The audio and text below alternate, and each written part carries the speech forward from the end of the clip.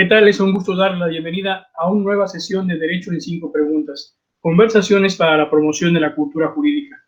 Es un honor recibir en este espacio a la maestra Ana Gabriela Díaz Sosa, jurista con vasta experiencia en la función judicial y reconocida profesora de la Facultad de Derecho y Ciencias Sociales Victoria de la Universidad Autónoma de Tamaulipas. Muchas gracias por estar aquí, maestra Díaz. Gracias a usted por la invitación. Pues bien, sin más que agregar, vamos a Derecho en 5 preguntas. Maestra Díaz, cuando jurídicamente hablamos de responsabilidad, casi en automático nos remitimos a la responsabilidad penal o a la responsabilidad civil. Sin embargo, hoy nos referiremos a otro tipo de responsabilidad, por lo que la primera pregunta es, en términos generales, ¿qué se entiende por responsabilidad administrativa? La responsabilidad administrativa se genera a consecuencia de una serie de sucesos, de hechos, a través de una acción o una omisión que pueden realizar los servidores públicos en el desempeño de sus actividades o funciones o los particulares que tengan una relación con ellos y cuya conducta está considerada por el orden jurídico como contraria al mismo. Muy clara su respuesta, maestra. Gracias. Demos paso ahora a nuestra segunda pregunta. Hace relativamente poco, México implementó el Sistema Nacional Anticorrupción, lo cual implicó diversas modificaciones legales e institucionales. Entre los ajustes normativos se encuentra precisamente la creación de una Ley General de Responsabilidades Administrativas. ¿Podría, por favor, decirnos cuáles son las notas principales de esa ley? Claro que sí. Observo como notas interesantes o distintivas es que esta nueva ley tiene una cobertura más amplia que la ley anterior en cuanto a los presuntos responsables, porque no solamente abarca a los servidores públicos, sino también a aquellos particulares vinculados con faltas administrativas graves. Otro aspecto también que es relevante es que se establece un nuevo procedimiento de responsabilidad administrativa mucho más completo que el anterior, donde intervienen diversas figuras y diversas etapas que son novedosas, como cual la investigación, la substanciación y la resolución son distintas etapas del procedimiento donde vamos a encontrar que intervienen distintas autoridades, una en su carácter de investigadora, otra substanciadora y finalmente una resolutora. Asimismo, otro aspecto que también es significativo es que esta nueva ley distingue entre faltas administrativas graves y no graves y establece un procedimiento para sancionar cada una de ellas. De igual manera, un aspecto relevante de esta nueva ley es que se aumenta el plazo de prescripción para las faltas administrativas graves. En la ley anterior era 5 años, actualmente con esta ley tenemos un plazo de prescripción para faltas graves de 7 años. Otro punto relevante, ¿sí?, es que en el procedimiento son las partes quienes intervienen. Y aquí vamos a encontrar esta figura novedosa interviniendo dentro del procedimiento, que es la autoridad investigadora, el servidor público señalado como presunto responsable, el particular, ya sea una persona física o moral, también que puede ser señalado como presunto responsable, tratándose de faltas administrativas graves, y los terceros, a quienes pueda afectar la resolución, es decir, el denunciante, que también tendría el carácter de tercero. Hay que destacar esto, ¿por qué? Porque en la anterior ley no había una participación activa dentro del procedimiento de responsabilidad administrativa de los denunciantes. Hoy en día, el denunciante tiene la oportunidad de intervenir en el procedimiento, de interponer recursos o medios de defensa, lo que hace una apertura más amplia de esta ley. Ha hecho usted una excelente síntesis de la ley, maestra. Hagamos ahora la tercera pregunta. Según nos ha referido usted, esta ley establece un procedimiento para revisar las conductas que pudieran dar lugar a faltas administrativas. La ley nos habla de faltas administrativas graves y faltas no graves. ¿Podría ilustrar usted la diferencia con algunos ejemplos, por favor?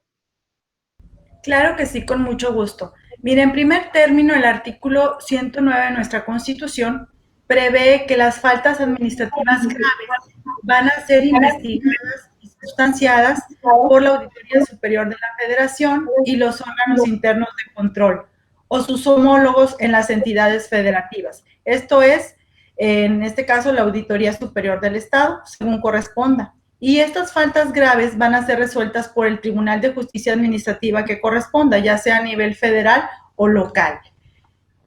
En el caso de las faltas no graves y sus sanciones, estas son conocidas y son resueltas por los órganos internos de control. Como ejemplo de una falta administrativa grave, podemos señalar el cohecho, el peculado, el desvío de recursos públicos. Y por su parte, como faltas administrativas no graves, estas están previstas en el artículo 40 y 50 de la Ley General de Responsabilidades Administrativas, y podríamos mencionar que un servidor público no realice sus funciones observándolo disciplina o respeto en el desempeño de las mismas, o que no se presente una declaración en tiempo y forma, ya sea una declaración patrimonial o de intereses. Sin salirnos de ese contexto, maestra, demos paso a la cuarta pregunta. ¿Tendría la bondad de explicarnos brevemente las etapas del procedimiento y quiénes intervienen? Claro que sí, con mucho gusto. Para iniciar un procedimiento de responsabilidad administrativa, ya sea por faltas graves o no graves, hay que llevar a cabo distintas etapas. La primera etapa que estaríamos señalando sería la etapa de investigación. ¿Cómo inicia la investigación? Bueno, mira, puede iniciar a través de una denuncia, ¿sí? Puede ser de oficio o puede ser derivado de las auditorías practicadas por las autoridades competentes, como cuáles: Auditoría Superior de la Federación, Auditoría Superior del Estado, o bien por auditores externos. En la etapa de investigación, la autoridad investigadora debe de actuar bajo ciertos principios, como son la legalidad, la imparcialidad, la objetividad, la congruencia, la verdad material y el respeto a los derechos humanos. En esta etapa, la autoridad investigadora puede ayudarse y recabar elementos, todos aquellos elementos que considere que son necesarios para poder determinar si efectivamente existe una falta administrativa. Si la autoridad investigadora califica la falta administrativa y considera que tiene elementos para acreditar la presunta responsabilidad, entonces va a incluir esa conducta y su calificación en un documento denominado Informe de Presunta Responsabilidad Administrativa, y lo va a presentar ante la autoridad substanciadora para que se dé inicio, en este caso, al procedimiento de responsabilidad administrativa. Y de esta manera se estaría aperturando una nueva etapa, que sería la etapa de substanciación. En este caso, en esta etapa de substanciación, en los asuntos que estén relacionados con faltas administrativas no graves, la autoridad investigadora va a presentar a la autoridad substanciadora el informe de presunta responsabilidad para que la substanciadora dentro de los 3 días siguientes, se pueda pronunciar sobre su admisión. Si la autoridad substanciadora admite, ¿sí?, el informe de presunta responsabilidad, entonces va a ordenar el emplazamiento al presunto responsable y lo va a citar a una audiencia inicial, señalándole con precisión el día, el lugar, la hora en que tendrá verificativo la audiencia, así como la autoridad ante quien debe de llevarse a cabo. Hay que señalar que entre el emplazamiento y la fecha de la audiencia debe de mediar cierto plazo, un plazo no menor de 10 días ni mayor de 15 días como establece la ley. También previo a la audiencia, la autoridad substanciadora debe citar a las partes que tienen intervención dentro del procedimiento para que concurran a la audiencia, cuando menos con 72 horas de anticipación. El día que esté señalado para la audiencia y en la hora señalada para la audiencia, el presunto responsable tiene la oportunidad de rendir su declaración, ya sea en forma escrita o verbal, y presentar todas las pruebas que estime necesarias para su defensa. Por su parte, los terceros llamados al procedimiento de responsabilidad administrativa También en la audiencia van a poder manifestar en forma escrita o verbal lo que a su derecho convenga y ofrecer aquellas pruebas que también consideren pertinentes.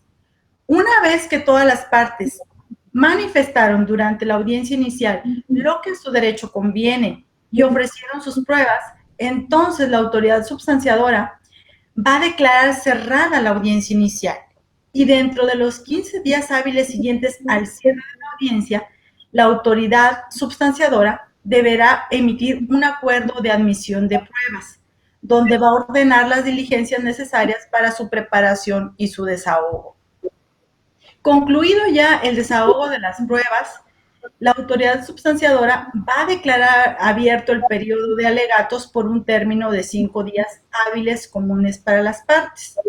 Una vez transcurrido ya este plazo de alegatos, iniciaría una etapa que es la etapa de resolución. Cabe señalar que aquí estamos hablando de una falta administrativa no grave. Entonces, una vez que ya ha transcurrido el periodo de alegatos, la autoridad resolutora del asunto de oficio va a declarar cerrada la instrucción y va a citar a las partes para oír la resolución que corresponda. La resolución se debe dictar dentro de un plazo de 30 días, no mayor de 30 días, aunque este plazo se puede ampliar por una sola ocasión. Una vez que se emite la resolución, esta se debe de notificar a las partes dentro de un plazo no mayor de 10 días hábiles. Ese es a grosso modo el procedimiento que se lleva a cabo para faltas administrativas no graves. Hay que señalar también que en tratándose de faltas administrativas graves, se va a seguir el mismo procedimiento que he mencionado, pero al momento que la autoridad substanciadora llega a la audiencia inicial, recibe las pruebas de las partes, ¿sí? Y declara cerrada la audiencia inicial, es aquí donde hay un aspecto que cambia, tratándose de una falta administrativa grave. Ya una vez que las partes manifestaron durante la audiencia inicial todo lo que a su derecho conviene, la autoridad substanciadora, como comentaba, declara cerrada la audiencia inicial. Ya más tardar dentro de los 3 días siguientes de haber concluido esta audiencia, la substanciadora deberá enviarle al tribunal competente los autos originales del expediente para notificar notificará a las partes la fecha del envío. Cuando el tribunal recibe el expediente, lo primero que debe de hacer es verificar si la falta que se describe en el informe de presunta responsabilidad administrativa es de las que se considera como graves. En caso de que el tribunal advierta que no se trata de una falta grave, enviará el expediente respectivo a la autoridad substanciadora. ¿Para qué? Bueno, pues para que continúe con el procedimiento como falta no grave. Pero para ello también debe de fundar y motivar esa determinación. Por el contrario, si el tribunal advierte que los hechos que se describen por la autoridad investigadora pudieran dar también origen a una falta grave diversa a la que se está plasmando, también le debe de dar a conocer esta situación a la autoridad para efecto de que realice una reclasificación y le va a conceder un plazo de 3 días hábiles. Si la autoridad investigadora, una vez que se le ha comunicado esta determinación por parte del tribunal, se niega a hacer la reclasificación, bueno, pues entonces bajo la más estricta responsabilidad de esta, así lo hará saber al tribunal, fundando y motivando ese proceder, y en este caso el tribunal deberá de continuar con el procedimiento de responsabilidad administrativa. Una vez que el tribunal decide que el asunto es de su competencia, ¿qué es lo que debe de hacer? Bueno, pues debe de notificar personalmente a las partes que ha recibido el expediente. Cuando ya consten autos que las partes quedaron notificadas, entonces el tribunal va a dictar dentro de los 15 días siguientes un acuerdo de admisión de pruebas, donde va a ordenar las diligencias necesarias para la preparación y desahogo de las mismas. Una vez concluido el desahogo de las pruebas, el tribunal va a declarar abierto el periodo de alegatos, también por un plazo de 5 días, que es común a las partes. Una vez transcurrido también el plazo de alegatos, el tribunal de oficio va a declarar cerrada la instrucción y va a citar a las partes para que escuchen la resolución. La resolución, como lo comentaba, anteriormente, debe dictarse en un plazo no mayor de 30 días. Y les decía aquí también en el procedimiento administrativo por faltas graves, también se puede duplicar este plazo por otros 30 días más cuando así se requiera. Una vez que se dicta la resolución final, debe notificarse a las partes en un plazo no mayor de 10 días hábiles. Ese es a grandes rasgos el procedimiento, tanto para faltas administrativas graves como no graves. Gracias por su respuesta, maestra. Vamos a la quinta pregunta. Tomando en consideración lo que nos ha referido en esta entrevista, ¿cuáles son, desde su perspectiva, los retos que debemos asumir las y los operadores jurídicos para que esta ley cumpla con su objeto? La Ley General de Responsabilidades Administrativas es una de las leyes que tiene como finalidad impulsar el Sistema Nacional Anticorrupción, cuyo reto es inhibir los actos y las redes de corrupción, porque ha sido un foco muy importante en materia de corrupción el tema de las responsabilidades administrativas de los servidores públicos que se han visto involucrados en malas prácticas. Por ello se requiere que las partes que intervienen en el procedimiento de responsabilidad administrativa trabajen con sinergia bajo ciertos principios, como yo los mencionaba anteriormente, el principio de legalidad, la imparcialidad, la objetividad, la presunción de inocencia, los derechos humanos. Ello para cumplir con uno de los objetivos de la ley, que es determinar las responsabilidades administrativas y sus sanciones a los servidores públicos, y así como a los particulares que estén involucrados en malas prácticas. Se requiere que los abogados y los órganos internos de control tengan un conocimiento efectivo de la ley, así como del marco legal que regula las responsabilidades administrativas para evitar hechos de corrupción en el desempeño del servicio público, porque es de interés público y social que el servicio público se desempeñe correctamente. Muchas gracias por sus excelentes respuestas, maestra Ada Gabriela Díaz. Estoy seguro que darán lugar a muchas reflexiones entre la comunidad jurídica. Ojalá pronto podamos tenerla de nuevo en este espacio. Pues bien, esperamos que el análisis de lo que he expuesto lo podamos realizar juntos a través de las plataformas electrónicas y las redes sociales que, como siempre, ponemos a sus órdenes. Muchas gracias por acompañarnos y nos vemos en el siguiente Derecho en 5 Preguntas.